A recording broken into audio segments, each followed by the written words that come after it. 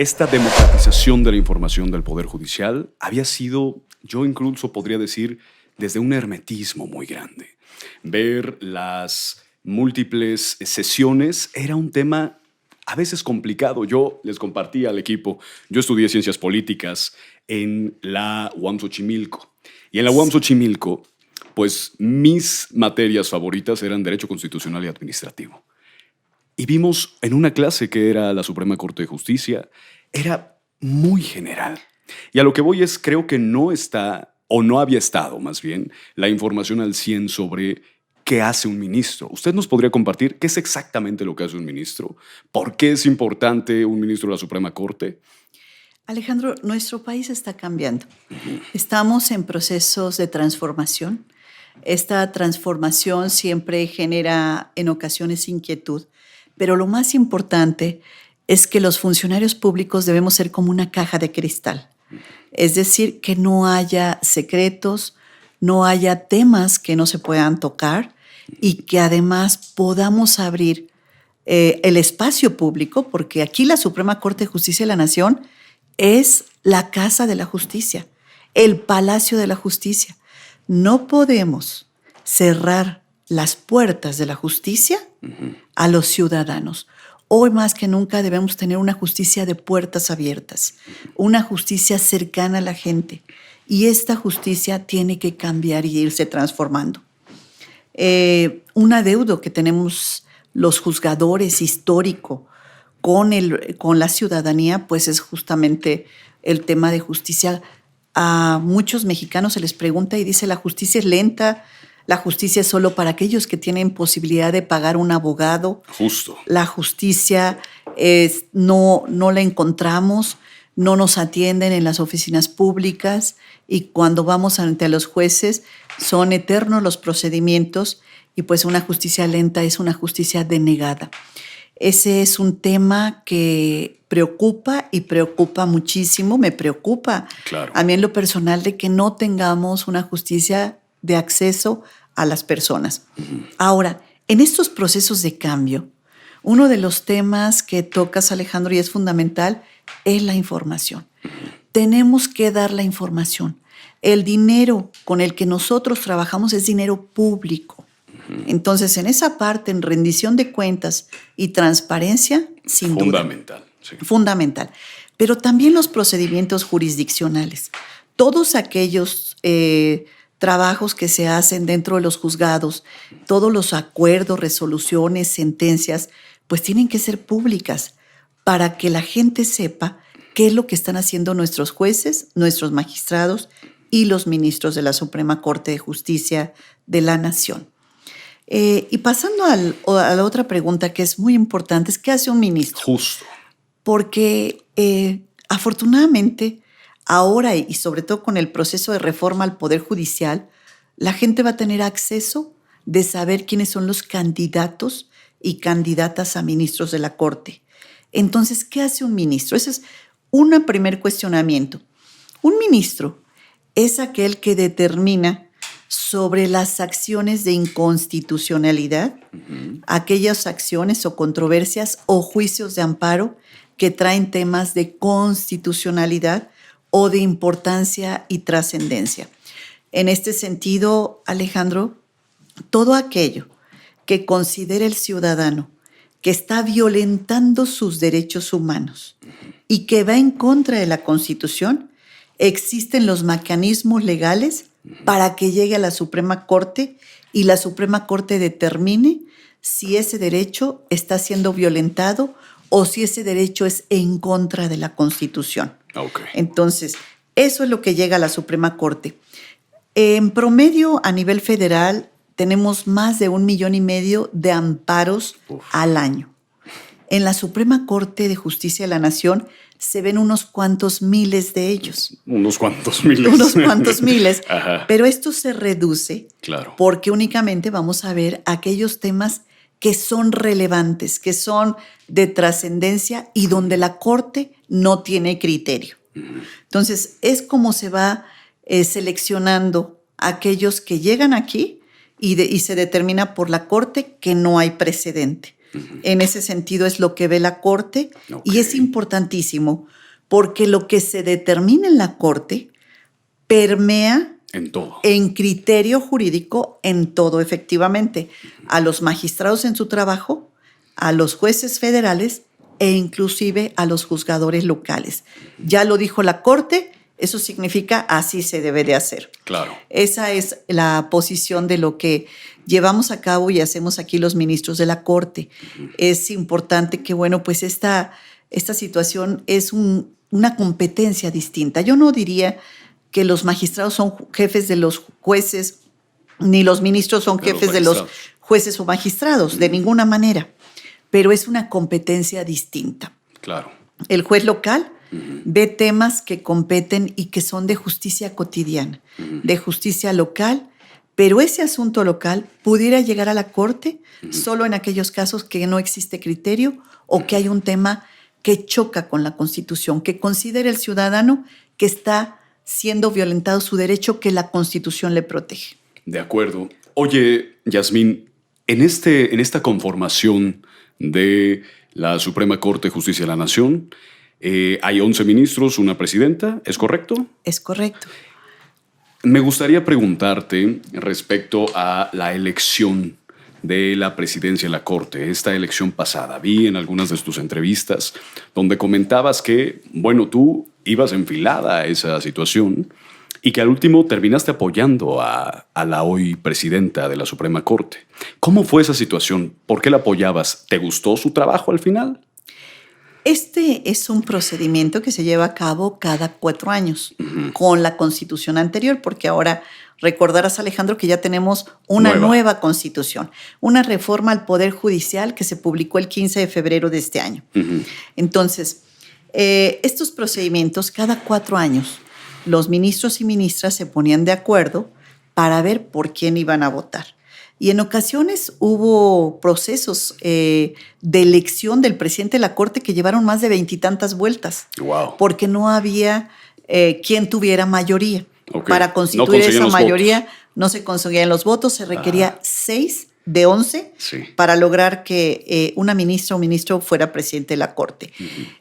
Aquí es relevante lo que tú señalas porque en este último proceso que se dio en el mes de enero del 2023, nos inscribimos 5 aspirantes de los 11, de los cuales 2 somos mujeres y 3 hombres. Nos inscribimos para este proceso para presidir la Suprema Corte de Justicia de la Nación. Claro. En este proceso, también durante el camino hacia la elección, pues se vienen dando esta serie de golpes mediáticos, golpes bajos, golpes ilegales, cobardes que se llegan a presentar.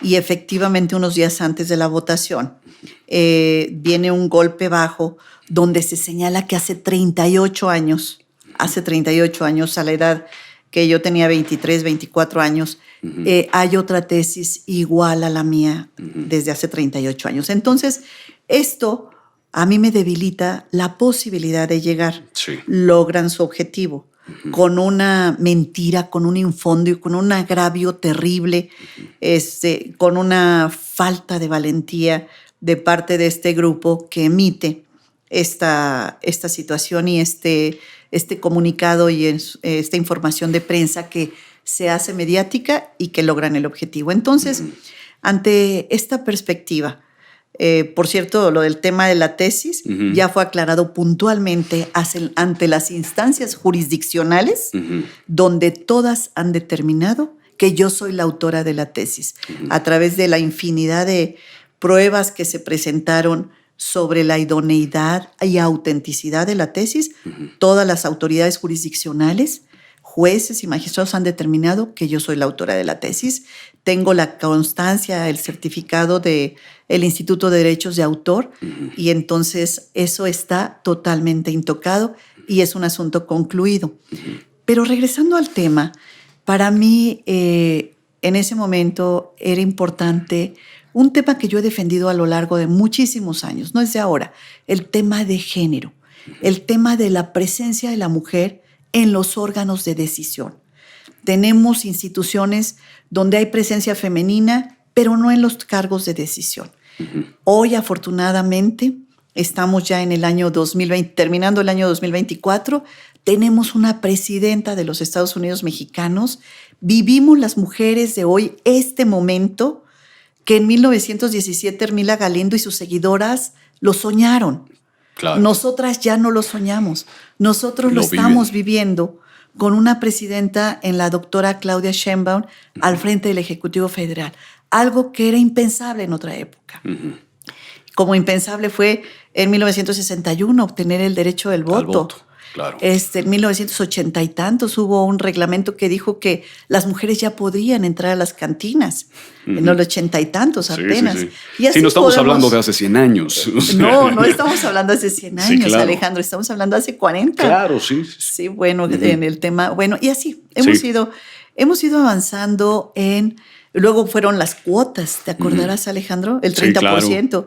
Y yo les decía, de candidaturas. pero ¿cómo el 30% si nosotros somos la mitad? Y me dice, más vale que acepten el 30% porque si no, no hay ni eso. Entonces sí fue una lucha terrible a lo largo de tantos años.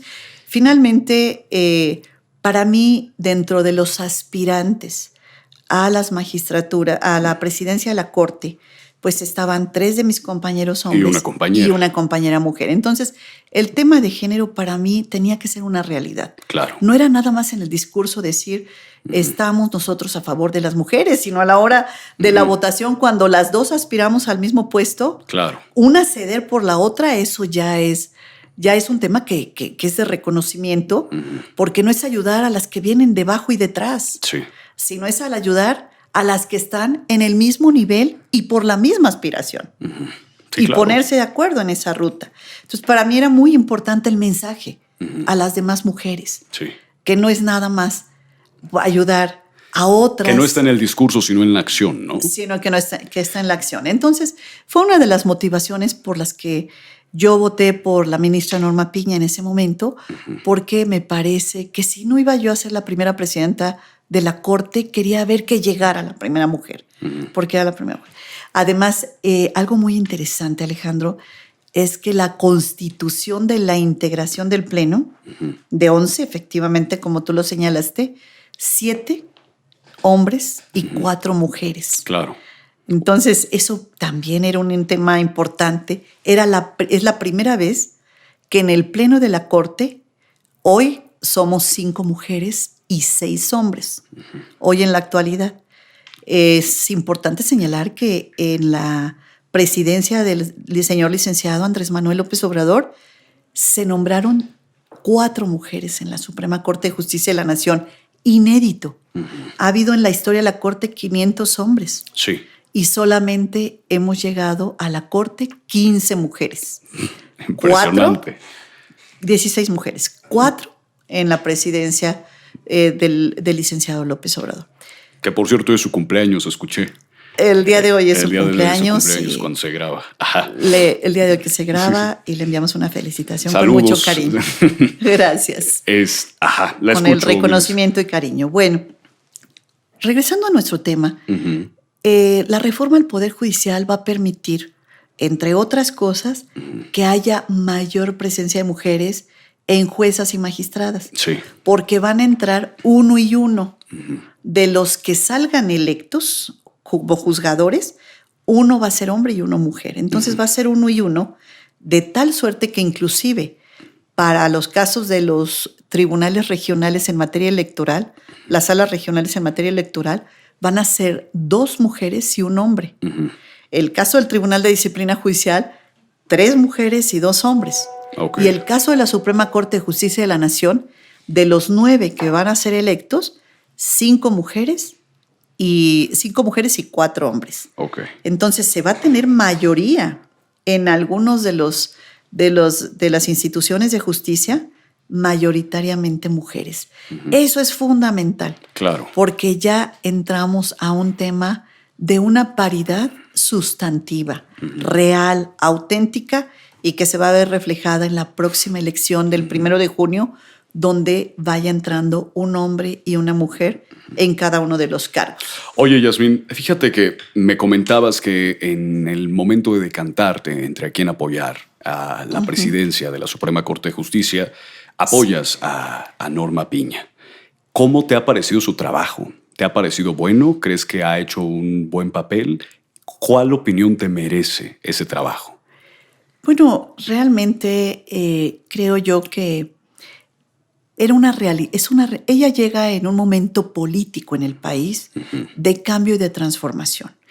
Ella llega en una realidad social y política que probablemente no entendió la dimensión de frente a lo que estaba y lo que representaba en ese momento, lo que representa la institución del Poder Judicial Federal.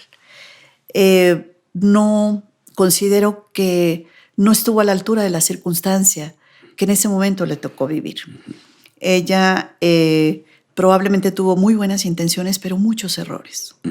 Y estos errores fueron los que dieron origen a una crisis al interior del Poder Judicial Federal, una crisis no tan solo de credibilidad, sino una crisis de señalamientos, de corrupción, de familiarismo, de este abuso excesivo, no tan solo en las facultades jurídicas, sino este abuso excesivo de poder, de pretender estar arriba de los otros dos poderes. Y este rompimiento de diálogo que se da en la presidencia de la ministra Norma Piña, me parece que eso fue tomar una posición de opositor a los otros dos poderes. Entonces perdió la imparcialidad que debe tener un juzgador. Y el presidente de la Corte. Exactamente, la imparcialidad que debe tener el presidente de la Corte al ponerse como jugador político y no hacerse a un lado de las contiendas políticas. Claro. Porque a nosotros nos toca determinar quién tiene la razón, quién tiene el derecho. Entonces creo que en algunos momentos perdió la imparcialidad y esto inmediatamente abonó en la polarización y en la raíz de la reforma al Poder Judicial Federal, sin duda alguna. Fue uno de los ingredientes que dieron origen a esta gran reforma al Poder Judicial. Oye, Yasmín, fíjate que yo escucho esta lección de la presidencia de la Corte y escucho en donde dices se dieron ataques bajos, en donde tú estabas como una de las 5 candidatas a presidir esta Corte. ¿Cómo es que viviste esta situación del plagio? Tú lo viviste de una forma complicada, todo el mundo decía plagió su tesis y tú estás diciendo ahorita todos los dictámenes marcan algo diferente. ¿Cómo es que logras entonces decir no es cierto, son mentiras? ¿O cómo es que refutas algo que es desde la parte mediática tan fuerte?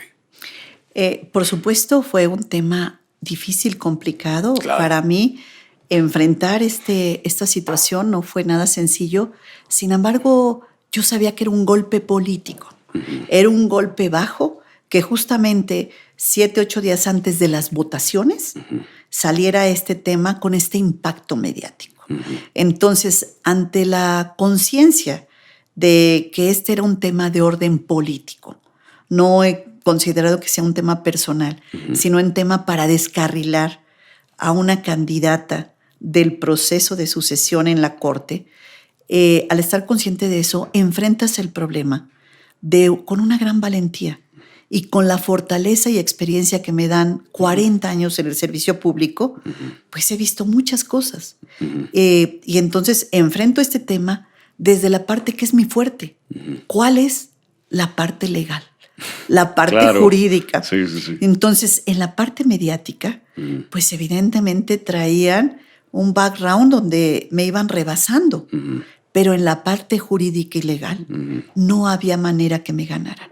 Yo estaba muy consciente de lo que había pasado hace 38 años.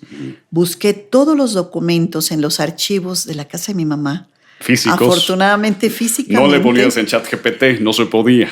No, pues o en imagínate. Google, claro. Fíjate, Alejandro, que en FES Aragón, cuando yo estudié, yo soy cuenta 1980. Cuenta 80, 23, 83, 65 de la UNAM.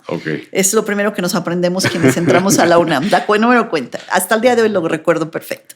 Entonces, cuando viene esta situación, Hace 38 años no existía ni celulares, ni Wi-Fi, ni computadoras, ni había teléfono. En la escuela había un teléfono público que generalmente no tenía bocina. Entonces, no funcionaba. Esa era nuestra realidad Era hace otro 38 México. años. Sí. Y Otro México, otro contexto. justo. Alejandro, al momento de buscar estos archivos en la casa de mi mamá, las mamás a veces guardan todo. Todo. Encuentro unas cajas que vienen todos mis documentos, yo creo que desde la secundaria, Sí. primaria, secundaria, Wow. todos los de la universidad, hasta el papel de la donación del libro, de la biblioteca que no tenía libros, porque estábamos constituyendo la biblioteca. No en había aquel libros en la entonces no biblioteca. había libros en la Ok. biblioteca. Estábamos hablando de una escuela que estaba, una escuela emergente, Sí, claro. con una población aislada, porque estamos hablando de Aragón, una población aislada, a quien he tenido la dicha de regresar en varias ocasiones ya siendo magistrada, incluso ministra. Bueno, padre. entonces reúno Recabas. todos estos documentos y lo primero que hago es ponerlos a disposición de la fiscalía y de los juzgados y de los jueces y decir, ustedes determinen quién tiene el derecho. Y aquí está la declaración de mis profesores, de mis maestros, de mi Sí. directora de tesis, que fue también la presidenta del sínodo, uno de los integrantes del sínodo, el otro ya había fallecido. Entonces pongo a disposición declaraciones de mis compañeros, de mis profesores, de los que integraban el sínodo, de los materiales y peritajes en documentoscopía, en grafoscopía, en la línea del tiempo, peritajes forenses, donde se determinara, y también solicito que mande a llamar la fiscalía y los jueces a la otro alumno que había presentado la tesis antes que yo y yo no la presenté antes porque me faltaba el servicio social. Ok, eso es bien Todo importante. eso se prueba, muy importante. Sí. Y encontré los documentos donde la profesora, antes de que el otro alumno se titule, a mí me iba recibiendo mis capítulos. Ok. Esos también se les hizo pruebas de grafoscopía. En fin, la cantidad de pruebas y material se presenta ante la fiscalía y ante los tribunales. Y fue donde se va determinando quién tiene el derecho. Y entonces, por eso estoy tranquila, estoy bien, para mí es un asunto concluido. La resolución judicial determinó en el análisis quién tiene. ¿Qué puedo concluir de todo esto? Pues es un golpe bajo, y como yo dije, es un golpe cobarde, en donde era ganar a la mala y no ganar con una votación limpia, sino ganar a la mala. Y entonces, pues así fue como sucedió esta historia, Alejandro. Sí. Qué bueno que me lo preguntas, porque me parece que es un tema que hay que ventilar, comentar y hablar acerca de esa fortaleza y ese que me permitió inclusive conocerme a mí misma, lo fuerte que